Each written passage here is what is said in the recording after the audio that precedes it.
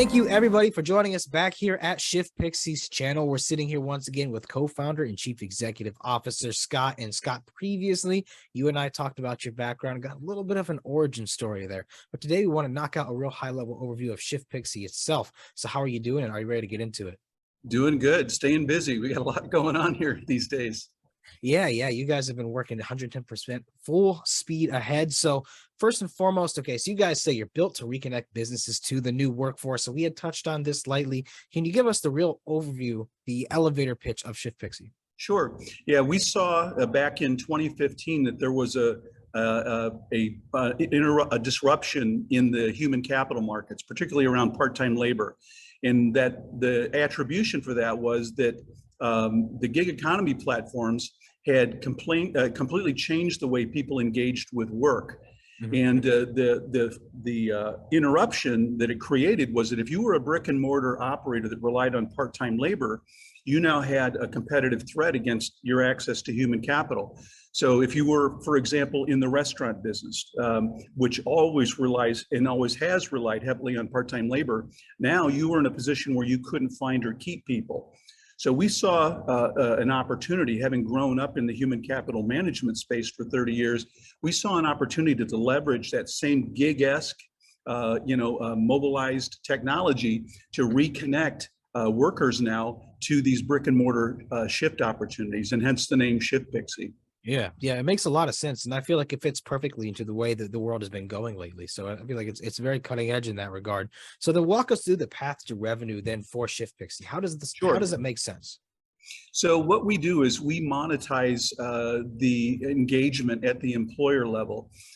Baked into what we do, it's not just the technology. The technology really supports a strategy in which these business operators, in our case, we have two classes of business. One is staffing operators, and the other is multi-unit restaurant operators.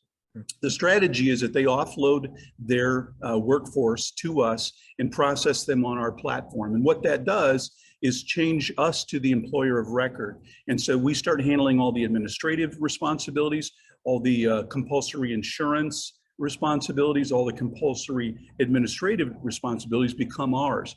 And that's a very liberating engagement for any kind of business that relies on part-time labor. But more importantly, they're not paying for this technology engagement. They're really paying for the strategy. Our technology makes it just a very elegant strategy and a very well-connected and well-rounded strategy. Mm-hmm. All right. So then from there, you have a lot of stuff actually coming from where you are now and going forward that we could dive into. But sure. I guess what's the overall business model currently, without expanding too much into the spinoffs and so on? Well, it really revolves around, we initiate a lot of what we do and a lot of the things that we're learning in the marketplace around part-time labor.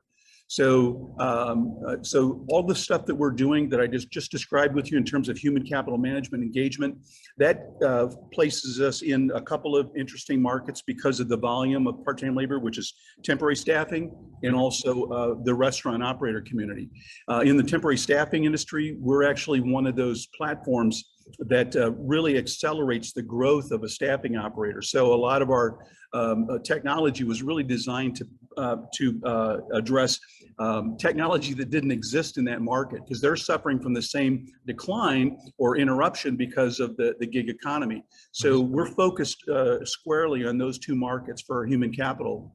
But as we were doing that and we were focused on the restaurant operator technology, and our engagement there, it actually opened up a window for us to really get deeper into the technology stack for the restaurant operator community. And that's an industry that moves very slowly in terms of engaging in new technology.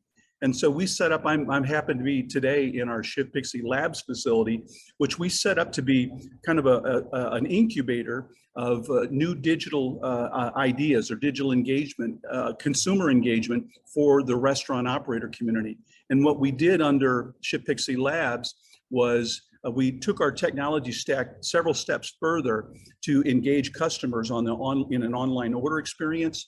To once they've completed the order, we drop them in a very immersive virtual or augmented reality game that's tied to the brand, and then we're able to remarket them. But we are also our journey started with the development and deployment of a native delivery application layer, which would allow a traditional operator to use their own staff to deliver, intercept an order, turn it into a delivery, and keep the commissions. So that was the initiation of our journey. But we saw that if we lined up our stack in the right way and all the way through customer loyalty, that we could capture market share, large market share. And so part of what we did in this labs facility, the idea of incubation was to build use cases that we could show. It's no coincidence that we're here in Miami, where Burger King is headquartered and Popeyes is headquartered, owned by the same company that owns Tim Hortons. And we've had these types of conversations with these national brands before, but they never really, they couldn't really move. They were really hamstrung by legacy technology investments that they made. Mm-hmm. So what we decided to do was build some use case brands of our own that we would take to market. And we paid attention to the third-party data that took us down the path toward kind of meeting gamers in that universe. And so that's everything you see that we're doing here, all the brands that we're curating and the edginess and the gamification of customer engagement was all built to really capture that the food delivery market, the primary beneficiaries of that market. Yeah, very well said and done, by the way. That is something a lot of people struggle with is really capturing that avatar of who it is they're trying to target. And you did a job of that by figuring out who it really is and essentially catering to what it is they would like the most. So Scott, there's just so much here we could talk about, but can you cap us off here with just the overview with what should people be looking forward to from ShiftPixy for the rest of the year?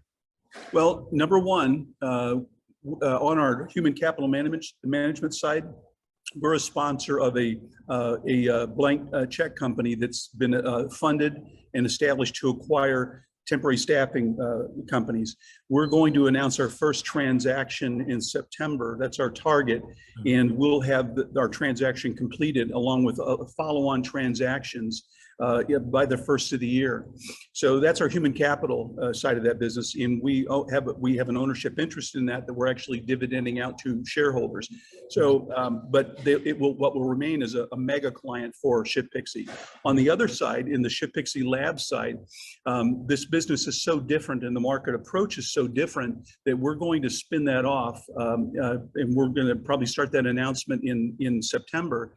And ShiftPixy Labs will be its own independent trading public company. And all of these digital assets that we've built here and all this investment that we've made in a technology that's already fully developed, all gets dividended out. It'll be a dividend spinoff. It'll trade on NASDAQ, but we'll have some conversation as well about some other things that we're considering or contemplating on the trading side.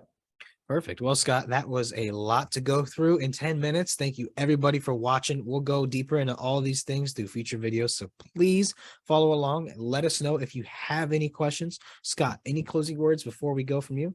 No, please pay attention. We're doing some interesting things. Sometimes they're a little murky, but hence the spin-off and the separation of the businesses. But I think as people get in there and they see what we're doing, it'll make a lot of sense to investors. Perfect. Once again, everybody, don't be afraid to leave questions. Don't be shy. We'll happily answer them. But for now, Scott, thank you so much for your time and have a wonderful day. Thanks, Michael.